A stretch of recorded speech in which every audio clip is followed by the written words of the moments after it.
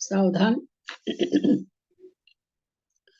दृग्वृत्त सूत्र बोधाख्यम भाव मोक्ष समाभयम सट ओकारं बिंदु संयुक्तं नित्यं ध्यायन्ति योगिना कामदं मोक्षदं चैव ओंकाराय नमो नमः। अविरल शब्द घनौघा प्रक्षाली सकल भूतल कलंका मुनि विरूपासी तीर्था सरस्वती हर्तुन दूरितम अज्ञानतिमिरान्धानां ज्ञानाञ्जन शलाकया चक्षुरुन्मीलितं येन तस्मै श्री गुरुवे नमः।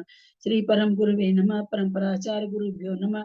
सकल कलुष विध्वंसकम श्रेषां परिवर्धकम धर्म संबंधकम भव्य जीवमाना प्रतिबोधकारकम पुण्य प्रकाश पापनाशमिदं शास्त्रम श्री अष्टपावन नामधेयम अस्य मूल ग्रंथ कर्तार श्री सर्वज्ञ देवास्त्र उत्तर ग्रंथ कर्तार श्री गंधर्व देवा प्रतिगंधर्व देवा तेषां वचन अनुसारता मासाद्य श्रीमत कुंदाचार्य मेरे चिरंतन शास्त्र श्रोतार सावधानतया श्रृण्वन्तु। मंगलम भगवान वीरो मंगलम गौतमो गनि मंगलम कुंद कुंदादुर जैन धर्मोस्तु मंगलम सर्वमंगल मांगल्यम सर्व कल्याण कारकम प्रधानम सर्वधर्मानां जैनम जयतु शासनम जैनम जयतु शासनम जैनम जयतु शासनम सरस्वती नमस्तुभ्यं वरदे कामरूपिणी विद्यारंभं करिष्यामि सिद्धिर्भवतु मे सदा। द्वादशं जिनवानी माता की जय। परम मांगलिक ग्रंथ अष्टपाहुड़ ग्रंथराज की जय। कुंद कुंद आचार्य की जय। श्रुत सागर आचार्य की जय। पन्नालाल जी साहित्यकार की जय। अढ़ाई दीप में विराजमान सभी आचार्य उपाध्याय सर्व साधु के चरणों में नमोस्तु नमोस्तु नमोस्तु। सभी आरिका माता जी के चरणों में बंदा में बंदा में बंदा में। सभी छुल्लक छुल्लिका एलक के चरणों में इच्छा में इच्छा में इच्छा में। सभी प्रतिमाधारी के चरणों में रूप में विराजमान अंजना जी के चरणों में वंदना वंदना वंदना। बड़े पूज्य जनों का सादर चरण स्पर्श सभी से सादर जय जी ने। हम लोग अष्टबाहु ग्रंथराज पढ़ रहे हैं जो कुंद कुंदाचार्य के द्वारा लिखा गया है, जिसकी संस्कृत टीका श्रुत सागर आचार्य ने की है। उसका हिंदी रूपांतर पन्नालाल जी साहित्यकार ने किया है। भाव पाउड में हम लोग पहुंच चुके हैं। दृग्वृत्त सूत्र बोधाख्यम भाव मोक्ष समावयम सट प्रावृत्तिमिति प्राभु कुंद कुंद गुरुदितम काउ नमोकारम जिनवर बस बड्डमानस दंस नमगम बोछामि जहा कमम समासेन।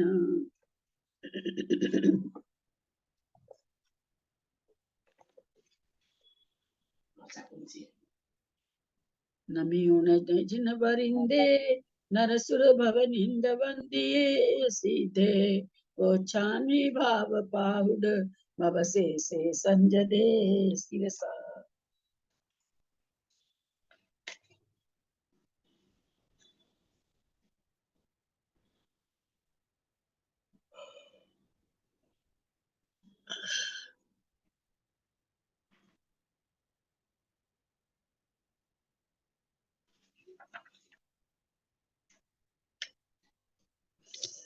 गाथा नंबर 35।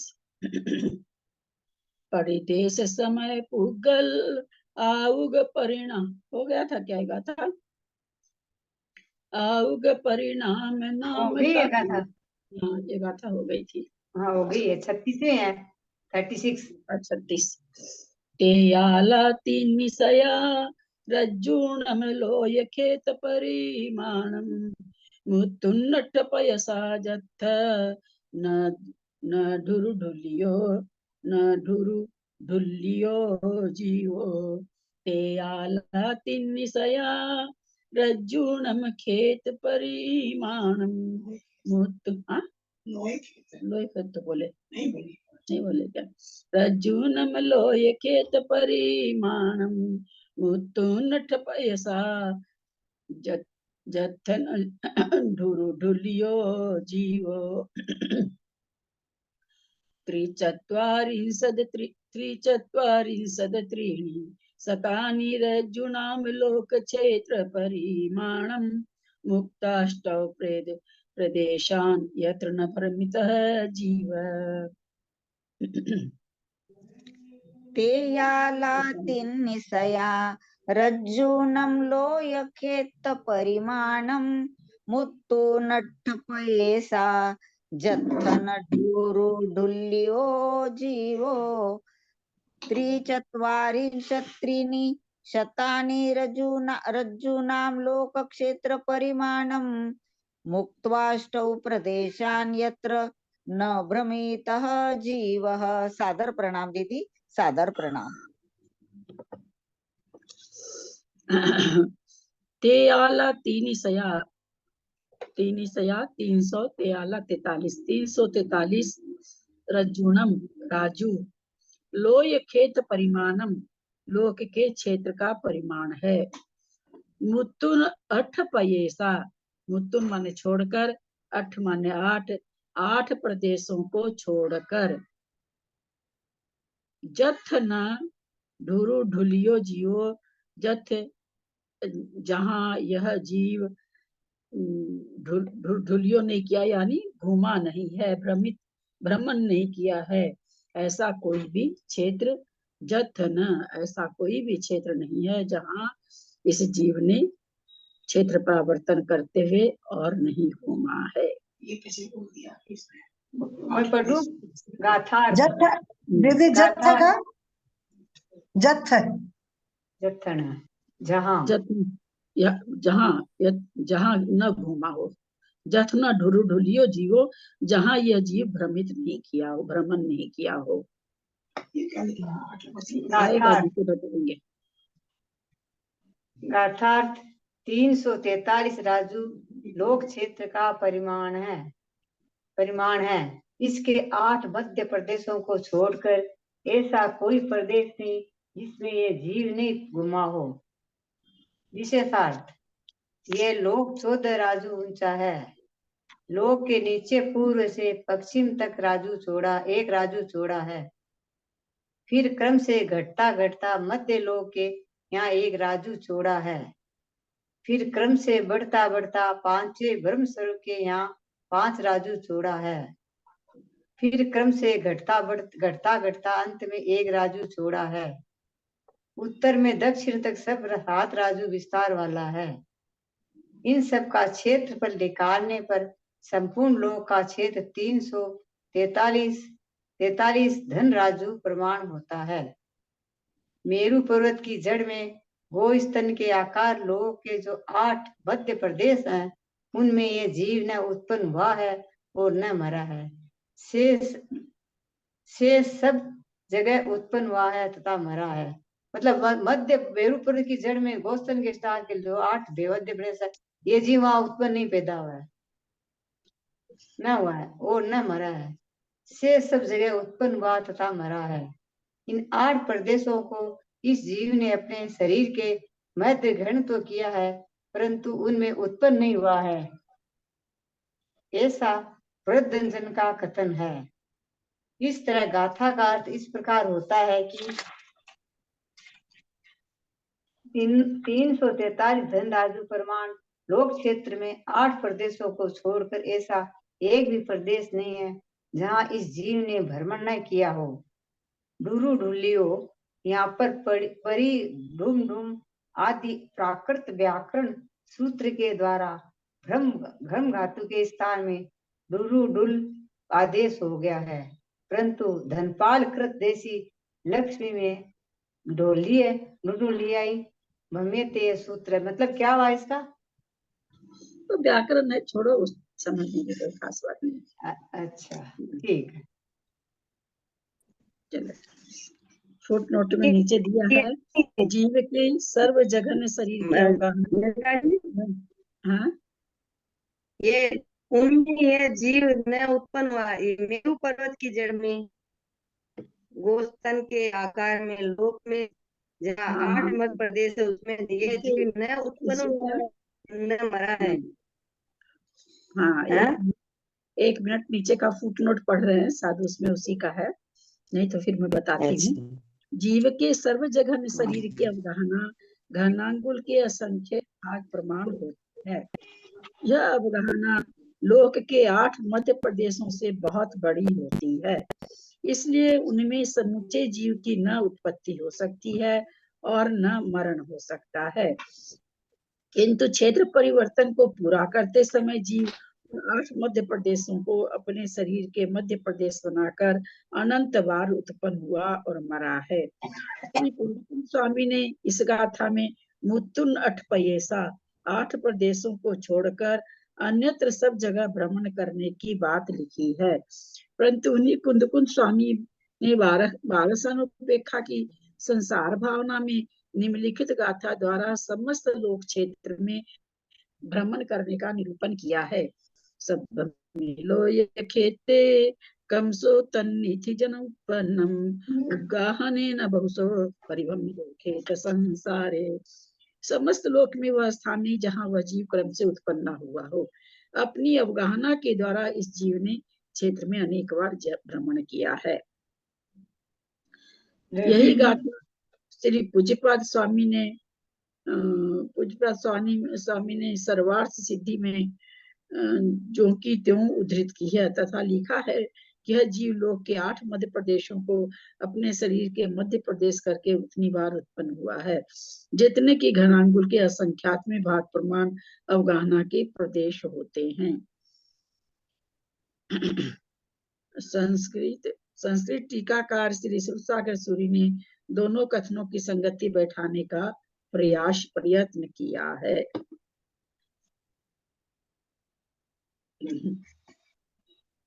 जैसे गो के स्तन 4 स्तन होते हैं, तो उसी आकार से हर जीव के मध्य में 8 प्रदेश होते हैं जो अचल होते हैं नाभि के बीच में।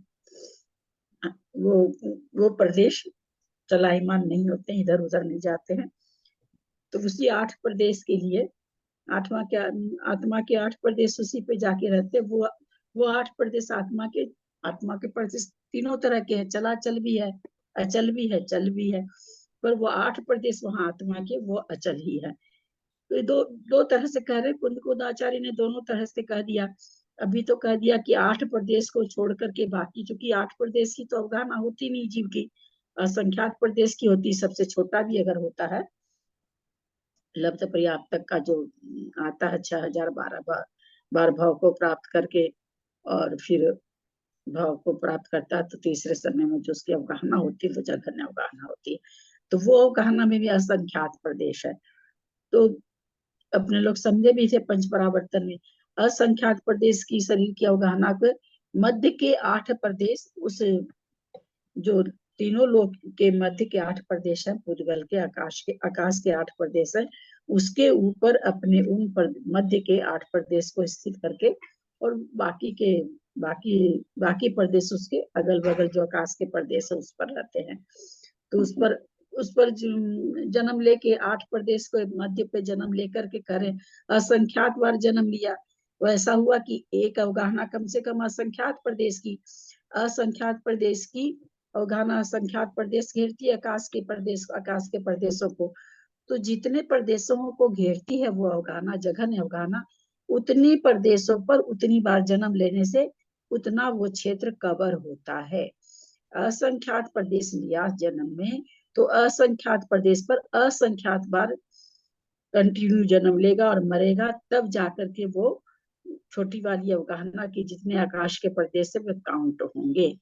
वही चीज यहाँ पर कह रहे हैं कि भाई 8 प्रदेश को शरीर के मध्य की मतलब नाभि के बीच के प्रदेश, नाभि के प्रदेश 8 उस पर स्थित करके बाकी अवगाहना आगे पीछे हो गए, नीचे ऊपर करके उस पर कहते हैं कि बहुत बार भ्रमण किया है। केवल वहीं पर इन लोक में तो किया ही किया है, वहां पर भी बहुत बार जन्म लिया है। कि नाभि हर सब मतलब जीवों की होती है क्या? उन्हें तो चाहिए देव नारकियों के वैक्रिक शरीर है तभी भी, मतलब जैसे तिर्यंच में भी अब जैसे बहुत अपन चीटी वीटी का तो खैर कैसे पता चलेगा अपन को, तो मत आचार्य जो बोल रहे हैं हमको आपको तो बहुत कुछ पता नहीं चलता है। हाँ वही बात है, हम लोग को थोड़ी कोई चीज पता चलती है। शरीर की अवगाहना के 8 प्रदेश मध्य के, तो अपने को पता नहीं चलता, जो 8 प्रदेश है वह चल रहते हैं बस। जितनी छोटी अवगाहना हो, प्रदेश तो असंख्यात ही है ना, आत्मा के अथवा शरीर के दोनों की। सबसे लेकिन छोटी आचार्य देव लिख रहे हैं तो शायद इसलिए मतलब मनुष्यों को लेते हुए वो लिख रहे हैं क्या, नाभि के मतलब नीचे जो हाँ, आठ अपनी अच्छा परिस्थिति प्रदेश। में भी किसको कहते हैं, तो नाभि के बीच में जो 8 प्रदेश होते हैं उसको हाँ। नाभि, चूंकि नाभि ही बीचों बीच होती है शरीर के, इसलिए वो कह दिया जाता है। चलिए संस्कृत पढ़े।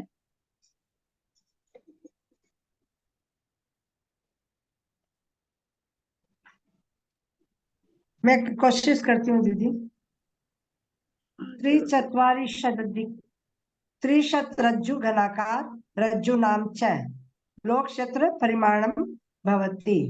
लोक क्षेत्र का परिमाण होता है त्रिचत्वारिंशत अधिक 300 से अधिक, त्रिचत्वारि माने 343 घन राजु क्षेत्र, ये लोक क्षेत्र का परिमाण होता है।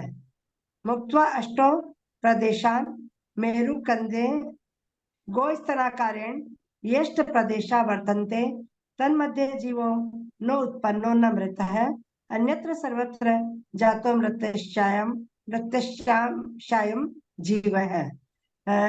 मुक्त्वा अष्टो, ये मुक्त्वा का क्या हुआ, अष्टो तो हो गया 8। हाँ, मुक्त्वा का क्या मतलब हुआ, छोड़कर, छोड़कर छोड़कर। 8 प्रदेशों को छोड़कर। मुत्तुण का मतलब ही मुक्त्वा हुआ ना। मुत्तुन प्राकृत में हो गया, मुक्तवा संस्कृत में हो गया। मतलब गाथा में मुत्तुण आया और मुक्त्वा हो गया। तो ये 8 प्रदेशा नाम, 8 प्रदेशों को छोड़कर मेरु कंधे, मतलब मेरु नाभि के कंधे, नाभि के पास में गोस्तनाकार, मेरु की जड़ में, कंधे, मेरु की जड़ में मेरु की जड़ में। गोस्तनाकारेण मतलब गाय के स्तन के आकार में यष्ट प्रदेशा वर्तन्ते, ये 8 प्रदेश रहते हैं। तन मध्य जीवनो उत्पत्ति, उनके बीच में जीव की उत्पत्ति और न मृत्यु है, न मृत्यु, न ही उत्पत्ति होती है न ही मृत्यु होती है। अन्यत्र सर्वत्र जातो मृत्यशायम जीव है, और अन्य सब जगह मृत्यु और सर्वत्र जातो, मृत्यु और जन्म जीव का सब जगह, अन्य सब जगह होता है। तेष्टो ते अष्टो प्रदेशा निजात्म शरीर मध्य, वे 8 प्रदेश खुद की आत्मा के शरीर के मध्य में, आत्मा के तो क्या नाभि के पास होंगे, तो ग्रहिता स्मृदे न उत्पन्न इति वृद्धा, ग्रहिता स्तन मध्य न उत्पन्न, निजात्म शरीर मध्य, वे 8 प्रदेश अपने शरीर के मध्य में गृहीता मतलब लेकर, यानी उसके जहाँ जन्म ले रहा तो बीचों बीच वो 8 प्रदेश आते हैं। तन मध्य नो उत्पन्न, उसके मध्य में नहीं उत्पन्न होता है। हाँ, मतलब जीव उसमें मध्य में उत्पन्न नहीं होता, वो प्रदेश उसके जीव के अंदर आते हैं, आते नहीं है, वहां पर जगह रोक रहा है। अब जैसे इतनी बड़ी, बहुत छोटी, इतनी बड़ी जगह है, अभी इसके 8 प्रदेश यहाँ पर हैं, तो कोई जीव जन्म ले रहा है यहाँ पर, इतना बड़ा जीव है, तो उसके शरीर का एकदम बीच यहाँ पर रहेगा 8 प्रदेश के पास।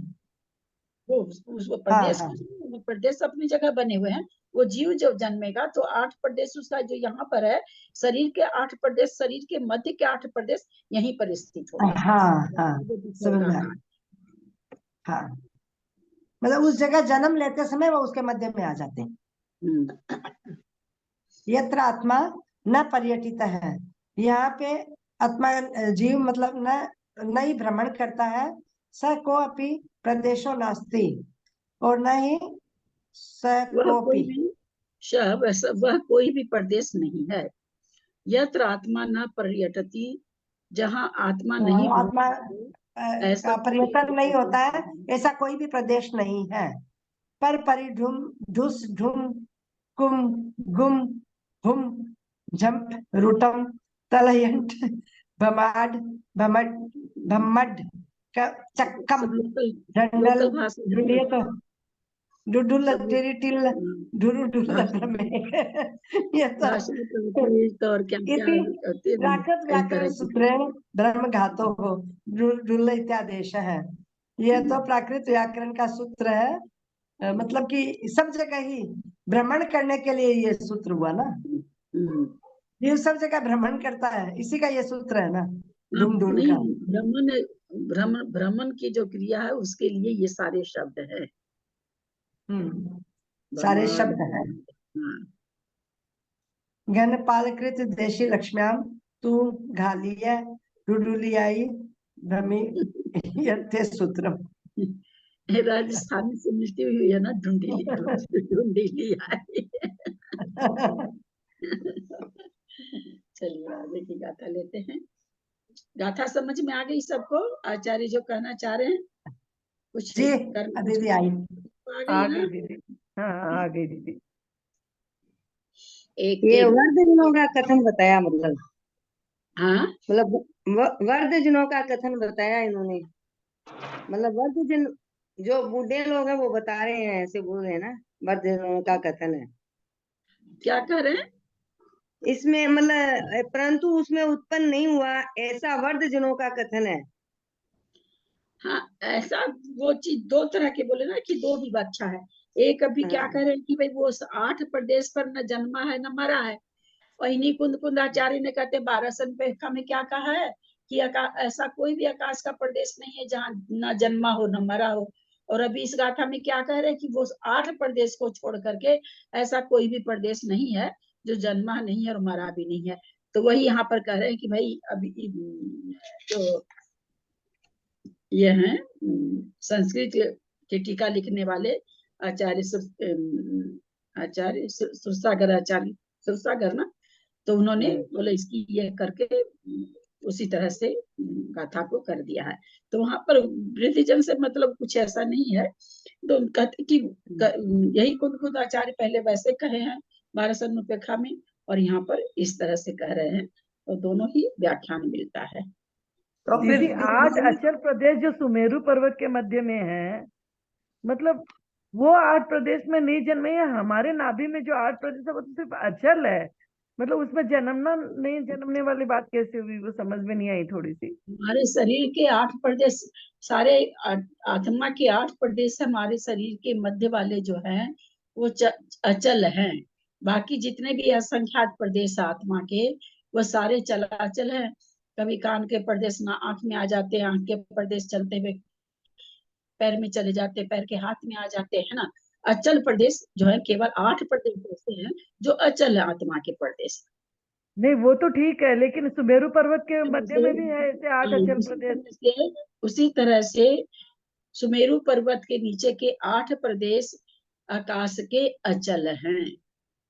हाँ, तो अब तो ऐसे मध्य 8 अगर मध्य सब में जीवों नहीं के है। हैं तो अनंतानंत प्रदेश हो गए ना वैसे।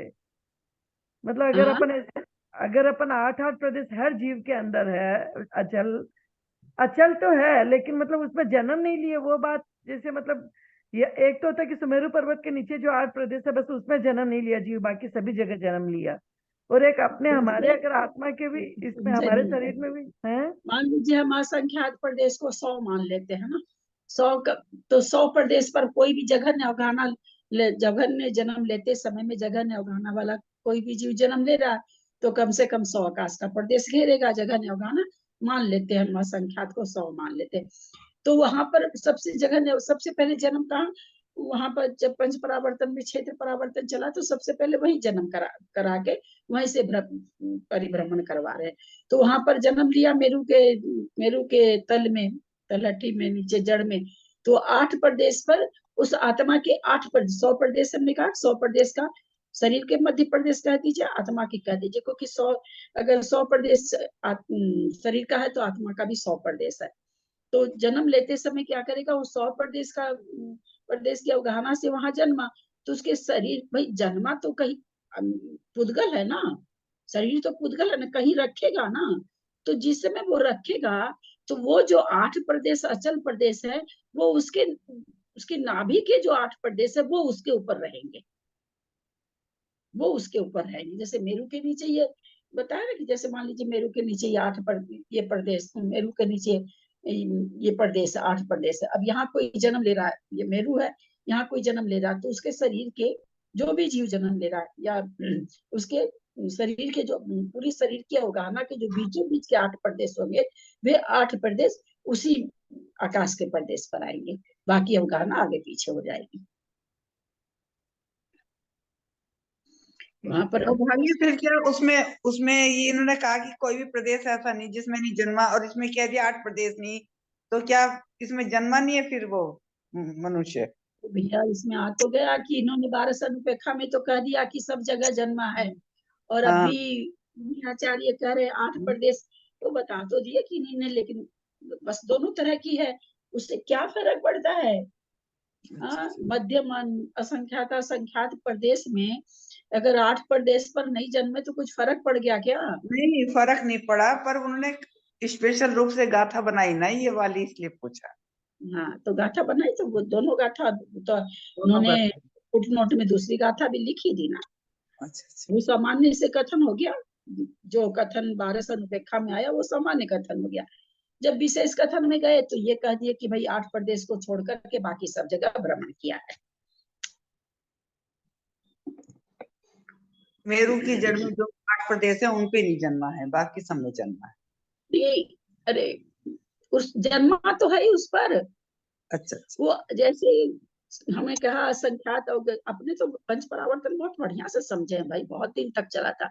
100 प्रदेश की अवगाहना है ना, तो आकाश के उस 100 प्रदेश को कवर करने के लिए कितनी बार जन्म लेना पड़ेगा? 100 बार जन्म लेना पड़ेगा, तब 100 प्रदेश आकाश के काउंट होंगे। तो उसमें जो ये 8 प्रदेश है वो जरूरी नहीं है कि वो 8 प्रदेश भी लिए जाए। मान लीजिए हम 100 प्रदेश की अवगाहना मानते हैं तो उसमें से 8 माइनस कर दीजिए, तो 100 प्रदेश पर 92 बार जन्म लेगा, 92 बार मरेगा कंटिन्यू, तब वो उतना सा क्षेत्र कवर होगा। फिर एक एक प्रदेश बढ़ाते बढ़ाते बढ़ाएगा, एक एक प्रदेश से एक एक प्रदेश बढ़ाते बढ़ाते कहाँ तक जाएगा? मध्यम असंख्यात असंख्यात तक, हर प्रदेश इतने प्रदेशों पर वो सब पर एक एक प्रदेश बढ़ाते हुए जन्म लेगा। उस 8 प्रदेश पर जन्मा तो है ही है, लेकिन उस पर वो जो है ना भाई कंटिन्यूटी जन्मना की, एक एक प्रदेश पर जन्म लेना, उसमें वो 8 प्रदेश काउंट नहीं है।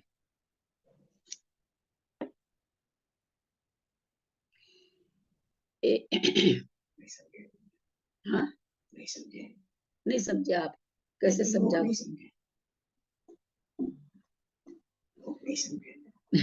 लोग समझ पंच परावर्तन तो पढ़ाए थे इतना बढ़िया से। नहीं समझ में तो आ गया, लेकिन बस वो डाउट इतना सही था भाई साहब कि मतलब अचल प्रदेश जो 2 जगह, एक आत्म शरीर में बता रहे हैं, दूसरा वहां सुमेरु पर्वत पे, तो दोनों में से दोनों में नहीं जन्मे या एक में नहीं जन्मे, सुमेरु पर्वत वाले में नहीं जन्मे? ये था मेरा क्वेश्चन। क्या चीज? जैसे आपने बताया ना अचल प्रदेश सुमेरु पर्वत के नीचे में भी है, नीचे और अपने शरीर में भी है। तो अब हमारा जन्म जो मतलब हर प्रदेशों में जब हुआ, तो पंच परावर्तन को पढ़ते हुए तो अपन ने ये पढ़ा था ना दीदी कि बस वो 8 अचल प्रदेश को छोड़ के अन्य सभी जगह सर्वत्र ये जीव जन्मता है और क्रम से जन्मता है, तब जाके एक परावर्तन पूरा होता है, क्षेत्र परावर्तन पूरा होता है। ऐसा पढ़े थे ना अपन। तो अभी इसमें अपन पढ़ने में आ रहे कि 8 प्रदेश, आत्मा के 8 प्रदेश जो है वहां पर भी नहीं जन्मे। अरे कविता, आत्मा के 8 प्रदेशों पर कैसे जन्मेगा? वहां पर तो मध्य शरीर के 8 प्रदेश मध्य रखना ही पड़ेगा, वो तो रखना ही होगा, वहीं पर 8 प्रदेश आएगा। ऐसा मैं बोर्ड पर इस पर लिखा हुआ ना सारा मैथमेटिक्स को मिटा दूंगी तो मेरे को तो पर की क्लास कराने में दिक्कत हो जाएगी। नहीं रहने दीजिए आपको, ठीक है, मोटा मोटी बात समझ में आ गई कि क्या हो रहा है।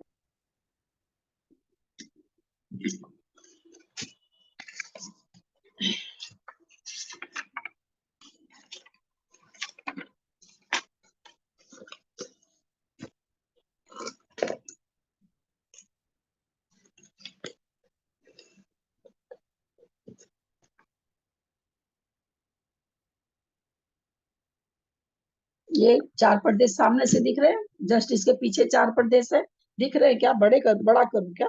बड़ा करती हूँ।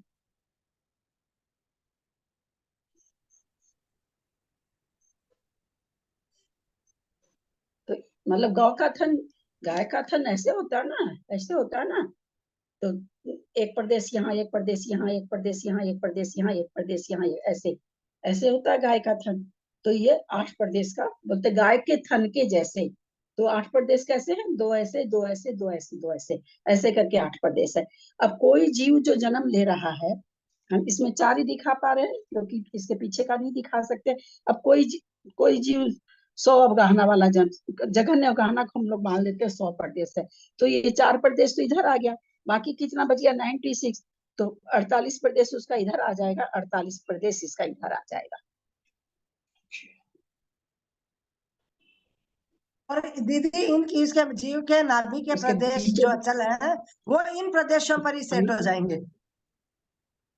हाँ, तो क्षेत्र है ना, हाँ प्रदेश मतलब क्षेत्र। हाँ तो जन्मेगा ना हाँ किसी क्षेत्र पर, तो जब पहली हाँ बार जन्मेगा तो उसका तो 8 प्रदेश बीच में हो गए। अब चूंकि हर प्रदेश पर परावर्तन करता है, हर प्रदेश पर जन्म मरण करता है, उसमें कहते हैं ये प्रदेश काउंट नहीं है कि यहाँ पर 8 प्रदेश पर 8 बार जन्मेगा तो ही जन्म मरण होगा, ऐसा नहीं है ना। उसके बाद कहीं ये पहली बार हो गया, बार बार ये प्रदेश थोड़ी बीच में आएंगे नाभि के। कभी कहीं जन्म रहा, कभी कहीं जन्म रहा, कभी कहीं जन्म रहा, कभी कितनी बड़ी अवगाहना हो रही, कभी कितनी छोटी अवगाहना हो रही। पर पहले बार चूंकि क्षेत्र परावर्तन कराना है तो वो यहाँ से कराते हैं, यहाँ पहली बार जन्म लिया। अब इतना, ये मान लीजिए इतना क्षेत्र लिया है ना, तो बहुत बड़ा क्षेत्र ले रहे हैं। अब ठीक है, पहली बार यहाँ पर जन्मा, अब क्या होगा? अब एक एक प्रदेश बढ़ाना है ना। दिख रहा है क्या? दिख रहा है, तो दिख रहा अब है ऊपर से मान दिख रहा लीजिए, है अब दीदी। हाँ, लगातार अगर जन्म ले रहे हैं तो ऊपर से एक प्रदेश कम करेगा, है ना? और नीचे एक प्रदेश ज्यादा ले लेगा, फिर नीचे से इस तरह से, ऐसे कर करके। तो ये तो बढ़ा तब है, लेकिन उसके बढ़ने के पहले ये जो 100 प्रदेश है यहाँ पर वाला, इस 100 प्रदेश पर 100 बार जन्म लेगा, तब ये इतना सा क्षेत्र काउंट होगा। उसके बाद एक प्रदेश या तो ऊपर बढ़ेगा, नीचे से एक कम हो जाएगा, अथवा अवगाहना बढ़ जाएगी, जो भी बढ़ेगी इस तरह से जन्म लेता चला जाएगा। दीदी ये 4 प्रदेश जो एक बताए बार उसके पीछे 4 और है क्या दीदी? दीदी मैं हाँ, तो समझना उसके चाह पीछे रही, ये क्या 4 करेंगे जो ना? बिंदी लगाई, ये 4 प्रदेश और 4 पीछे है क्या इसके? हाँ, इसके पीछे ही होंगे ना, जी जी जी। खा नहीं सकती ना। जैसे से वैसे ये 2 दिखाऊंगी तो आप लोग को 6 लगने लगेगा। तो इतने, तो कह रहे हैं 4 प्रदेशों को बीच में लेके जन्म की, पहली बार जन्मा जघन्य अवगाहना से। हमने जघन्य अवगाहना समझने की मान लीजिए इतनी बार, तो इतनी बड़ी अवगाहना लेकर के ये जितने प्रदेश है इसमें उतनी बार यहाँ पर जन्म मरण करेगा, तो ये इतना सा क्षेत्र काउंट होगा। जितनी बार इस पर जन्म मरण करेगा उतनी बार वो 8 प्रदेश क्या है, उसकी आत्मा के 8 प्रदेश अथवा शरीर के 8 प्रदेश मध्य में ही होंगे, क्योंकि यहीं पर जन्म ले रहा है बार बार, बार बार यहीं पर। लेकिन कहते हैं परावर्तन करते हुए, जैसे यहाँ पर 100 प्रदेश लिया तो 96 प्रदेश पर उसको 96 बार जन्म लेना पड़े, उसमें 4 प्रदेश की काउंटिंग नहीं रहेगी, ये वो कहना चाह रहे हैं। दूसरी गाथा में 12 अनुपेक्षा में क्या करें कि नहीं, वो वहां पर भी जन्मा और मरा है, बस इतना ही अंतर है। और एक प्रदेश इधर बढ़ेगा, आप वो भी बताए थे ना साथ में, जरा एक हाँ, एक तो बढ़ता जाएगा। इधर भी बढ़ेगा, हर पर चारों बगल के प्रदेशों पर सब पर जन्म लेना है, किधर भी बढ़ सकता है ना। अवगाहना कहीं कोई नियम तो है नहीं कि भाई ऊपर से नीचे, नीचे से पर जहां भी जन्म ले, नहीं वहां पर जन्म नहीं लेगा, दूसरी जगह ले लेगा मान लीजिए, तो वो काउंट नहीं होगा, क्योंकि यहीं से उसको एक एक प्रदेश बढ़ाना है। चौड़ाई में बढ़ाए, लंबाई में बढ़ाए, नीचे बढ़ाए, ऊपर बढ़ाए, कहाँ भी बढ़ाए, एक एक प्रदेश बढ़ाते हुए हर आकाश के प्रदेशों पर उसको जन्मना है। अब उसमें मान लीजिए एक बार जन्म लिया यहाँ पर, इस पर जन्म ले लिया पहली बार, और दूसरी बार यहाँ आके जन्म ले लिया, फिर यहाँ ले लिया, यहाँ ले लिया, यहाँ ले लिया, तो काउंट नहीं होगा। काउंट कब होगा? जब इसी में एक प्रदेश बढ़ाएगा, चाहे किधर भी पूरा बढ़ाते बढ़ाते एक तरफ का क्षेत्र खत्म कर लिया, दूसरी तरफ का क्षेत्र खत्म कर लिया, ऐसे करके उसको कंटिन्यूटी में सारे क्षेत्रों को तो खत्म करना। 96 वार ही होगा ना, फिर 100 वार कैसे होगा? ये 8 तो छूटेंगे ही ना, ये 96 वाला 96। जगह नहीं उगाहना वाला ना, 343 घन राजू मध्यम अनंत मध्यम असंख्यात असंख्यात प्रदेश है ना, उतने से प्रदेश थोड़ी है तीनों लोक में। वो तो जरा सा नीचे का, मेरू के नीचे जो जन्म ले रहा है छोटा सा जीव एकदम, कौन सा जीव ले रहा, लब्ध पर्याप्त का जो तीसरे समय में जघन्य अवगाहना होती वो ले रहा जन्म। हम लोग के लिए थोड़ी का, हम लोग की अवगाहना तो बहुत बड़ी, अपने से तो बहुत बड़ी बड़ी, हम लोग की भी अवगाहना बड़ी उस जीव के लिए आया कि वो वहां पर जन्म ले रहा है, वहीं पे जन्म ले रहा, वहीं मर रहा, फिर जन्म ले रहा। निगोदिया जीव है, और कौन सा जीव रहेगा, बार बार जन्म ले रहा, मर रहा, जन्म ले रहा, मर रहा। मान लीजिए अगर 100 अवगाहना, जबकि असंख्यात प्रदेश है उसकी अवगाहना, 100-200 प्रदेश तो है ही नहीं, तो असंख्यात प्रदेश अवगाहना, तो वहीं पर उतने, हम लोग तो उस जीव को देख ही नहीं सकते ना, उस जीव हमारे ज्ञान चक्षु का विषय नहीं है ना, आंख का विषय है, तो उतने छोटा सा जो जीव है वो असंख्यात प्रदेश वाला, वहां पर पहले असंख्यात जन्मेगा और मरेगा, तब आगे जहां जन्म ले लेके बढ़ेगा, तब जाकर के कोई क्षेत्र परावर्तन पूरा होगा, एक एक प्रदेश पर जन्म लेगा और मरेगा, तब एक एक प्रदेश पर जन्म, एक एक प्रदेश बढ़ाते हुए तो तब जाके उसका जन्म मरण पूरा होता है, मतलब क्षेत्र परावर्तन पूरा होता है। तो ये बीच वाला हिस्सा कितनी बार आएगा उसके जन्म मरण में?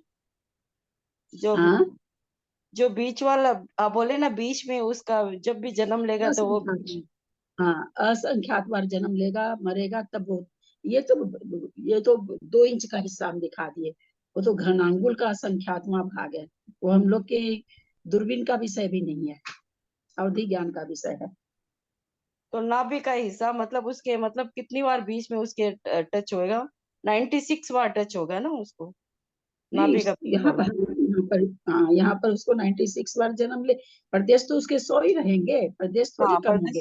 हाँ हाँ, लेकिन यहाँ पर 96 बार उतने, अगर 100 मानते हैं तो 96 बार जन्म लेगा, तो 96 आकाश के प्रदेश कवर होंगे।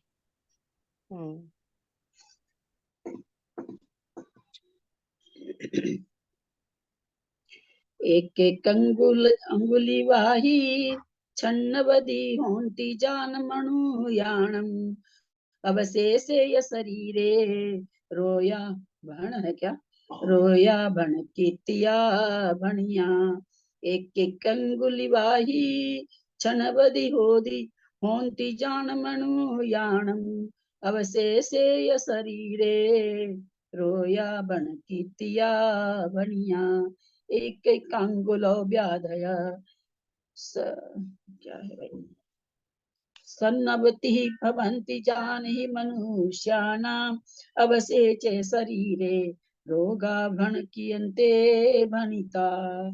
रोग कितने हैं, हाँ चलिए।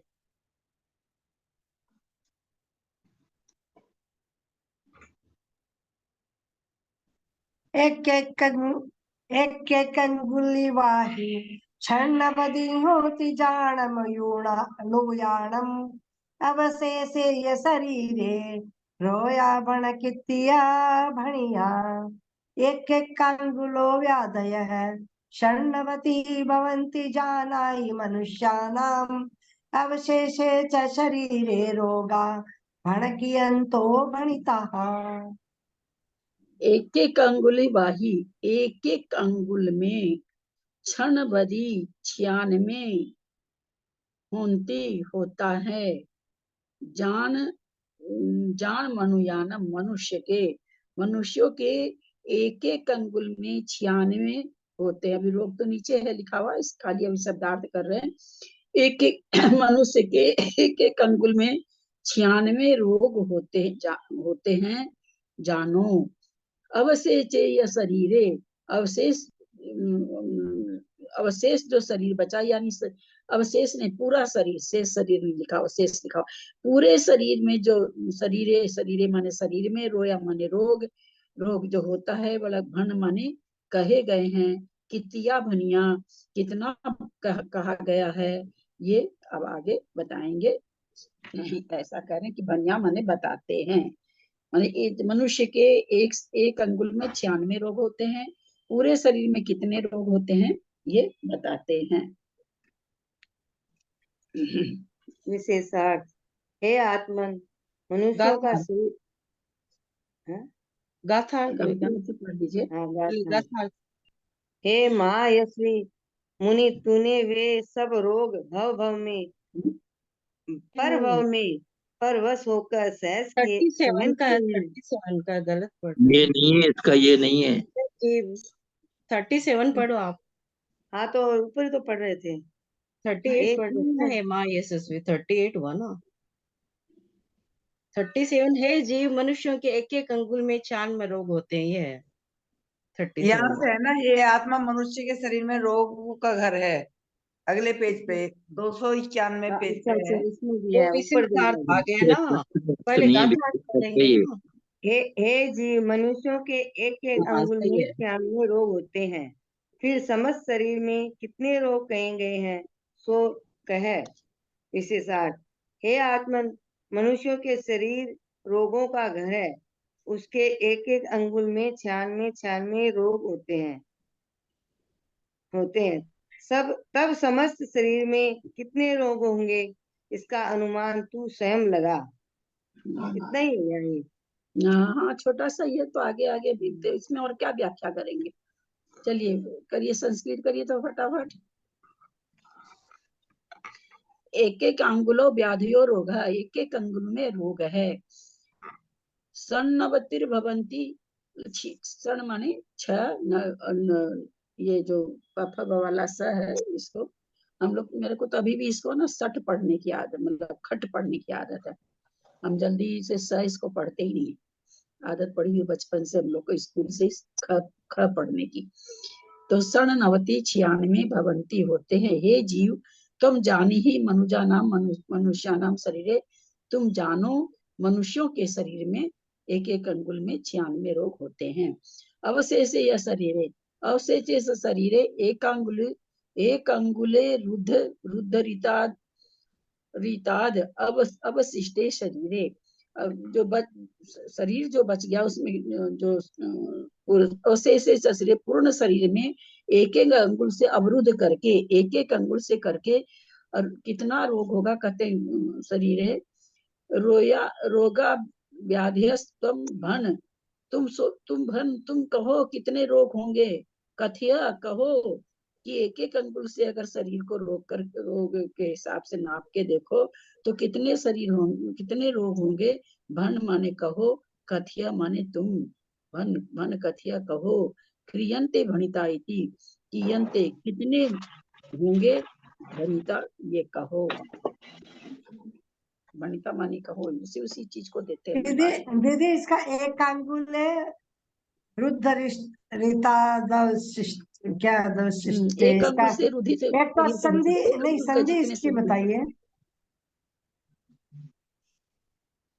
बताइए आप लोग। एक एक एक शुरू में तो एक है, एक अंगुल, क्या होगा इसमें। रुद्ध दीदी मैं रीता करके क्या है थोड़ा। देखूं, मैं करके देखूं हाँ, दीदी। हाँ करिए ना, आप ही लोग को तो करने का है। एक ही का यानी एक एक अंगुल, अंगुलऊ यानी अंगुलऊ ही आप रहेगा ना दीदी, एक एक अंगुलऊ। यहाँ पर करिए जो संस्कृत में लिखा हुआ नीचे, वो अच्छा अच्छा वो ने, हाँ जी जी जी। गद्य में जो लिखा एक है वो। अंगुली, एक एक अंगुली वाही। नहीं, कहाँ कर रहे हैं आप। तीसरी लाइन में है विजया दीदी, तीसरी लाइन में जो संस्कृत चलिए। अच्छा लिखी अच्छा हुई है हाँ ना। हाँ, मैंने हाँ देखा नहीं दीदी, देखा नहीं। हाँ, एक अंगुले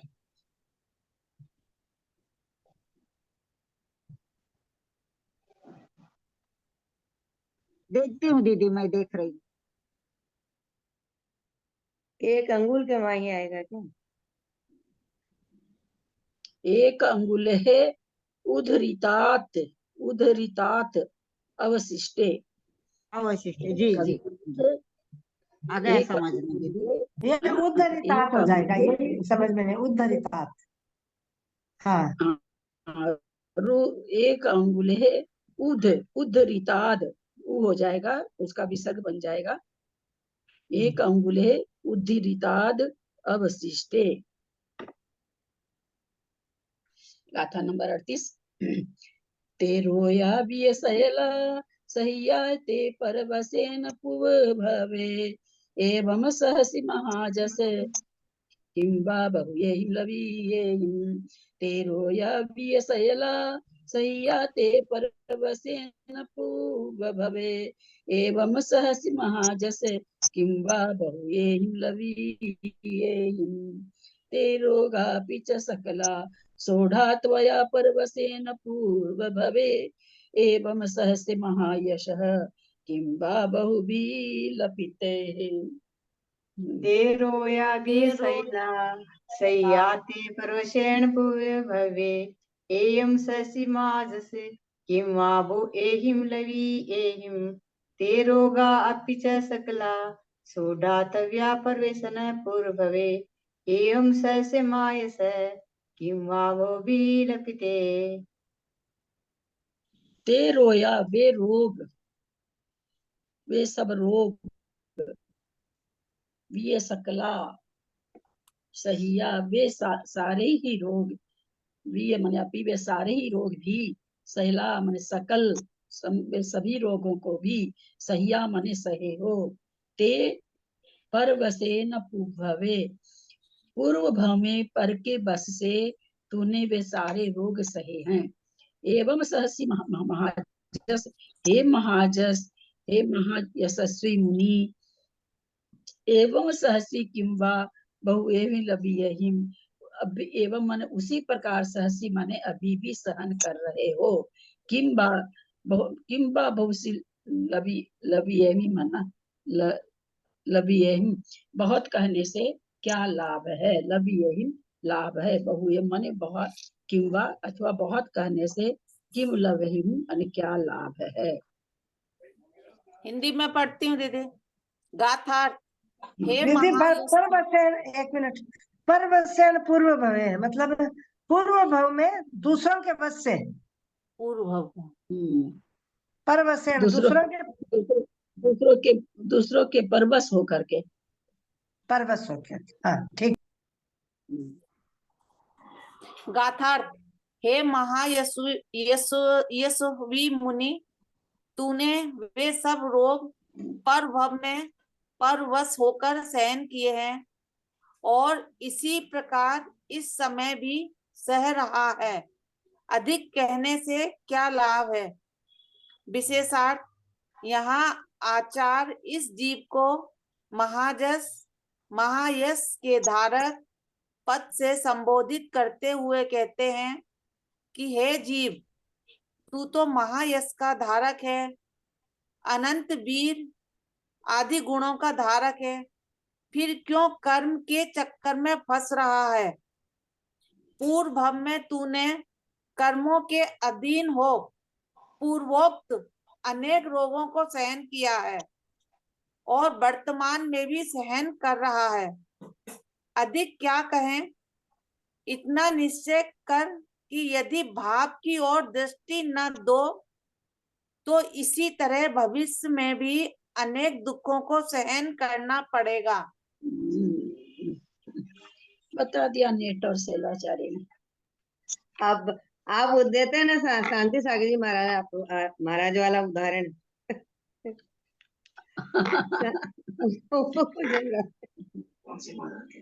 आचार्य शांति सागर जी का। चलिए संस्कृत बहुत छोटी सी है, ये पढ़िए। महाजस तो ये मुनि महाराज के लिए ही आया ना। हाँ हाँ, मुनि महाराज के लिए चल रहा भाव पढ़, आपके हमारे लिए थोड़ी लिखेंगे खुद आचार्य बोलिए। हमारे लिए थोड़ी लिखेंगे। इसमें समझना यही है कि जब इन लोगों के लिए इतना कह रहे हैं तो हम लोग तो कितने पचे हुए हैं, क्या होगा हम लोग का। संस्कृत करूं? हाँ, ते रोगा सकला अपि सर्वेपि, वे सब रोग, ते रोगा वे सब रोग, सकला अपि सर्वेपि, तुम सकला का मतलब सभी होगा ना, सकला अपि वे एक ही चीज को तीन बार रोग, लिखते हैं। सकला अपि सर्वे अपि मतलब कोई लोग समझ जाए, सकला अपि सभी ही, सर्वे अपि मतलब सभी। वे सभी रोग परवसेन पूर्व भवे, पूर्व भव में तुमने परवश होके बहुत सहन किए हैं, सह्याते सहन किए, सोड़ात्वा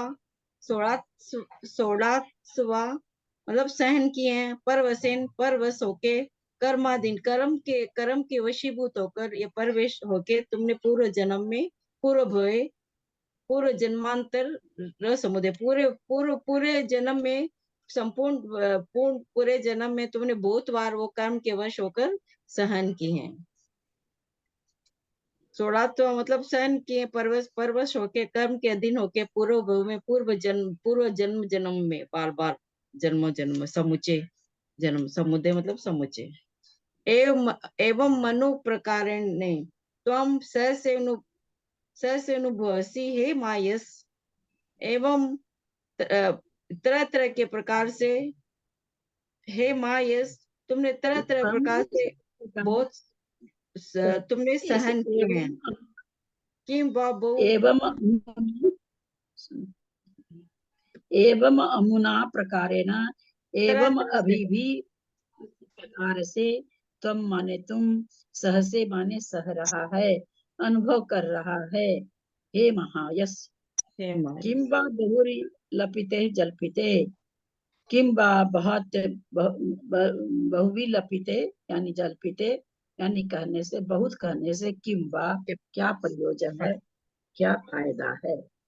दीदी इसका शब्द कैसा विच्छेद करेंगे? संधि विच्छेद। एवं मुना प्रकारेण, एवं अमुना प्रकारेण।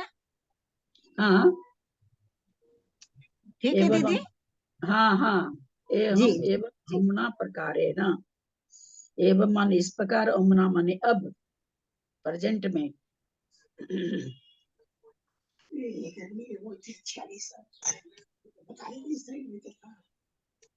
गिन लीजिए, कह रहे हैं ना,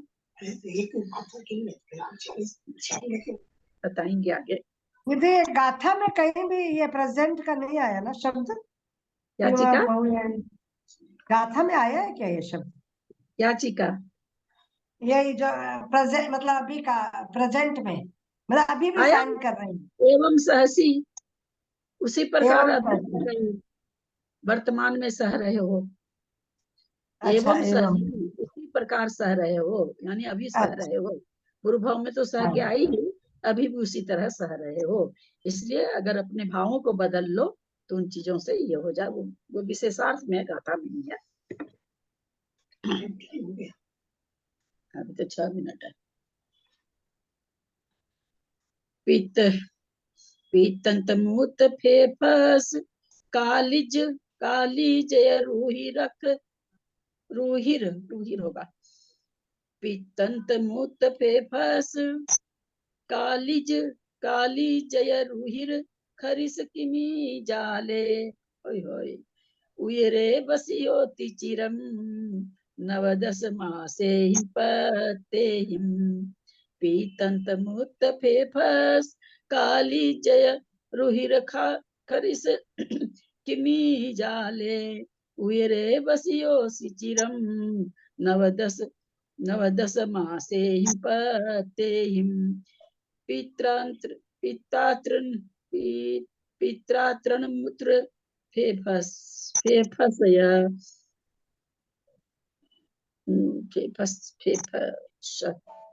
फेफस यक्री होगा। पित्रात्रन मूत्र फेफस यकृद रुधिर। अच्छा बारीक अक्षर है, मेरे को पास करेगा दिखता ही नहीं। पित्रात्रन मूत्र फेफस यकृद रुधिर खरिस कृमि जाले, उदरे वसितोषि चिरम नवदस मासे पूर्णे। पित्रात्रण मूत्र फेफस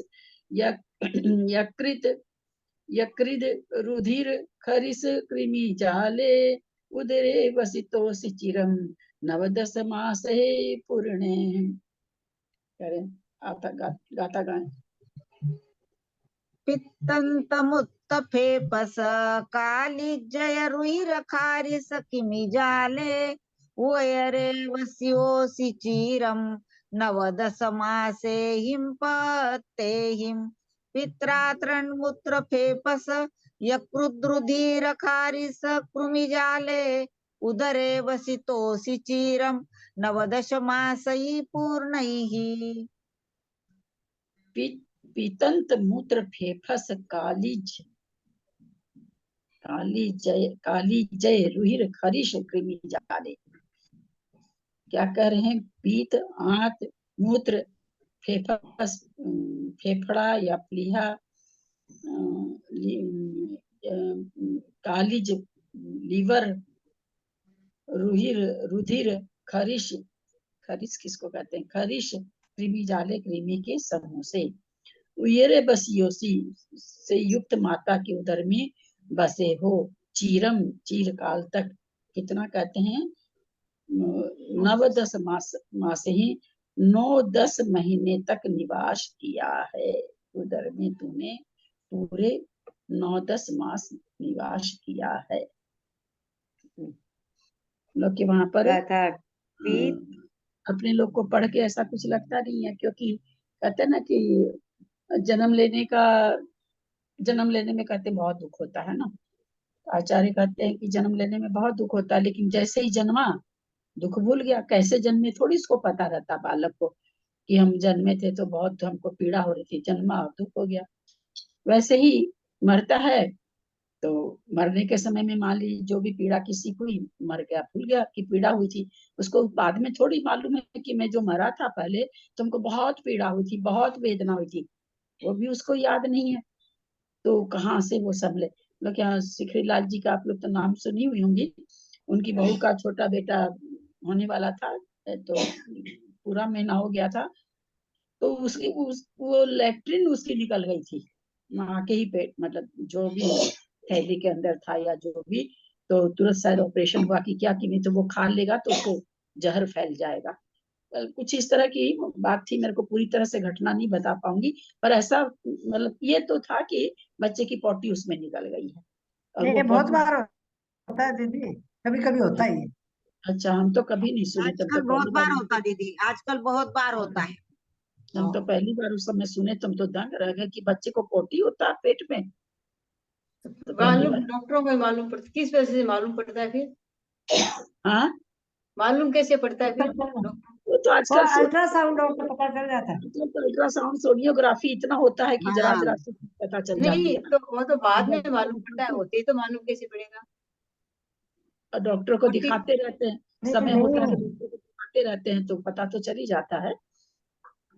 लेकिन हम तो पहली वो बार ही चेकअप सुने। में मालूम पड़ने से सिजेरियन कर देते हैं, फिर नहीं तो बच्चा पोटी खा ले तो पहले ये तो नहीं होता। जाता है। कि अब तो पहली बार ही सुने ये चीज कि बताओ बच्चा पोटी करता पेट, माँ के पेट में। चलिए हिंदी पढ़िए, जो नहीं पढ़े वो लोग पढ़े। निमित चंद भाई साहब, आप पढ़ना चाहते हो तो पढ़िए ना। मैं नाम भूल के बोलती नहीं हूँ, तो मैं कहीं बोल ही नहीं पाती उनको, है हाँ क्या? पढ़ लूंगा। हाँ पढ़िए। गाथार्थ। पित्त, आंत, मूत्र, प्लीहा, यकृत, रुधिर, खरीश और कृमि के समूह से युक्त माता के उदर में तूने पूरे 9-10 मास चिरकाल तक निवास किया है। विशेषार्थ। पित्त, आंत और मूत्र का अर्थ प्रसिद्ध है। फेफस प्लीहा को कहते हैं, यकृत लीवर को कहते हैं। ये पेट में जल का आधार है तथा हृदय के दाहिनी ओर होता है। इसे यकृत, कालखंड अथवा क्लोम कहते हैं। हृदय के बाईं ओर जो जलाधार है उसे प्लीहा अथवा पुष्पस्थ कहते हैं, ऐसा वेद्यों का कहना है। देसी शब्दों में उसे बरहल कहते हैं, कहीं कहीं तिल्ली या बाउट भी कहते हैं। अपक्व मल से मिला हुआ रुधिर और कफ का जो समूह है उसे खरीश कहते हैं। देसी शब्दों में इसे खौरिये कहते हैं, कहीं कहीं आंव भी कहते हैं। सूक्ष्म लटके आकार 2 इंद्रिय जीवों को कृमि कहते हैं। इन सबसे भरे हुए माता के पेट में इस जीव ने चिरकाल तक निवास किया है, अर्थात अनंत बार गर्भ धारण कर 9-10 मास तक माता के गर्भ में निवास किया है। इसीलिए हे मुनि, यदि गर्भवास के इन दुखों से बचना चाहता है तो भावलिंगी को धारण कर। कितनी कितनी तरह से मुनि को समझा रहे हैं, कितनी कितनी तरह से समझा रहे हैं। मतलब भाव से लिंग को धारण कर, बाहर खाली शरीर से धारण कर रखा है। भाव से कर, भाव से नहीं करेगा तो ये सारी गाथा तो वैसे आ रही ना, ऐसे हो जाए, ऐसे जन्मेगा तू, ऐसे जन्मेगा, जन्मता ही रहेगा, ये सब तो आ रहा है। पूरा ग्रंथ ही भावलिंग है। पता नहीं।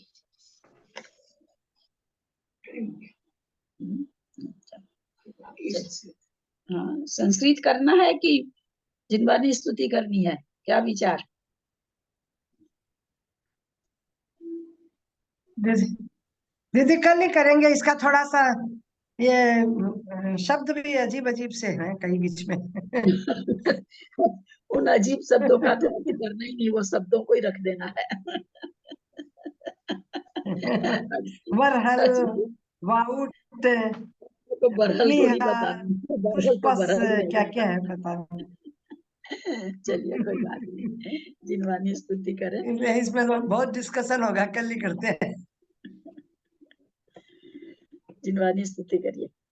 दीदी दीदी प्रणाम करती हूँ दीदी। आज हमने भद्रबाबू आदि के भी अर्घ्य चढ़ाए और आपने जितने भी मुनि जितने भी याद आए 10-20 उनके सबके अर्घ्य चढ़ाए। दीदी प्रणाम करती हूँ और आपका ये सुझाव मुझे बहुत अच्छा लगा है, बहुत अच्छा लगा। बहुत सारे मुनियों के और भी अलग नाम लिए जो ग्रंथ करता याद थे। प्रणाम करती हूँ दीदी, सादर। तो आपको तो याद भी है ना बहुत सारे, आपको तो याद भी है खूब सारे। ये 5 के तोरक हमने भी चढ़ाए थे, आज याद रहा था आपकी बात। 5 अरग तो हमने चढ़ाए नहीं। सुट केवली के, विष्णु सुट नंदी केवली के, 5 तो आपने भी चढ़ाए भद्र बाबू के। बहुत अच्छा, नंदी, बहुत विष्णु नंदी, अच्छा। प्रादित्य, गोवर्धन, भद्रभाव, हाँ, ये 500 चढ़ाए आज। 5 हमने चढ़ाए। विष्णु नंदी, पांचों के 5 थोड़ी चढ़ाने हैं, 5 एक बार में बोल के सुट 5 केवली एक का बार में चढ़ाए भाभी। विष्णु एक नंदी, बार में बोल के चढ़ाए हैं, एक ही बार एक में बार बोल में बोलना, 5 सुट केवली अर्घम निर्पामति स्वा, एक ही बार बोलना, अलग अलग थोड़ी बोलना है। नहीं, एक ही 5 बार के में। नाम लेके थोड़ी अलग चढ़ाना, अलग। सुट 5 केवली का एक अर्घ चढ़ाना, तो 5 सुट केवली का नाम लेकर के ना कर दिए तो अब थोड़ी बोल सकते हैं। चलिए जिनवानी स्तुति करिए। मैं करती हूँ दीदी। जाने के बारे में बोलेगी, जब जाना ही नहीं है तो छोड़िए। जिनवाणी जग मैया जन्म दुख मेट दो, जिनवाणी जग मैया जन्म दुख मेट, जन्म दुख मेट दो मारा दुख मेट दो, जिनवाणी जग मैया जन्म दुख मेट दो। बहुत दिनों से भटक रहा हूँ ज्ञान बिना है मैया, बहुत दिनों से भटक रहा हूँ ज्ञान बिना है मैया, निर्मल ज्ञान प्रदान सुकर दो तू ही सच्ची मैया, जन्म दुख मेट दो मरण दुख मेट दो, गुण स्थानों का अनुभव हमको हो जावे जग मैया, गुण स्थानों का अनुभव हमको हो जावे जग मैया, चढ़े उन्हीं पर क्रम से फिर हम होवे कर्म की वही, जन्म दुख मेट दो मरण दुख मेट दो, मेट हमारा जन्म मरण दुख इतनी बिनती मैया, मेट हमारा जन्म मरण दुख इतनी विनती मैया, तुमको शीस झुकाते हम सब तू ही सच्ची मैया, जन्म दुख मेट दो, जिनवाणी जग मैया जन्म दुख मेट दो, जन्म दुख मेट दो मरण दुख मेट दो, जिनवाणी जग मैया जन्म दुख मेट दो, जवानी के ज्ञान ते सूझे लोकालोक, सोवानी मस्तक चढ़ू सदा दे तू दो, हे जिनवाणी भारती तो जपू दिन रैन, जो तेरी शरण आ गए सो पावे सुख चैन, धर्म करत संसार सुख, धर्म करत निर्वाण, धर्म पंथ साधे विना, नर त्रियंच समान। 9 बार नमो का।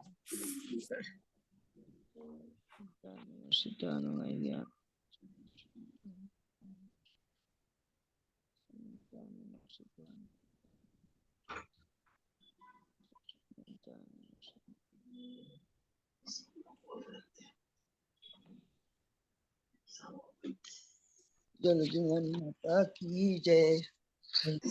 अंजना जी को वंदना, बड़ों को सादर प्रणाम, सबको जय जिनेन्द्र। सभी को सादर प्रणाम, सादर जय जिनेन्द्र। आंटी जी आज तो रिलेटेड है एकदम, ललिता हाँ? दीदी को प्रणाम। जिनवाणी अनुष्का को दीदी को रिलेटेड जो प्रणाम। अभी स्वाध्याय करना जय उसके बारे में जिनेन्द्र। ही था, जिनवाणी भी मंडल स्तुति। अंजना जी को वंदना, नेमीचंद भाई साहब को, ब्रह्मा भाभी और भी जो पूज्य जन है उनका सादर चरण स्पर्श, सभी से सादर जय जिनेन्द्र। जय जिनेन्द्र, लता भाई सभी को जय जिनेन्द्र। प्रणाम, सभी से जय जिनेन्द्र। जय जिनेन्द्र। संजय भाई को बंदामी वंदना। एंड कर रहे हैं। हाँ ललिता वो जी आपको को। एक वीडियो भेजा था, मिला होगा ना? हाँ? आपको एक वीडियो भेजा था ना, मैं मिला होगा ना? मिला ना?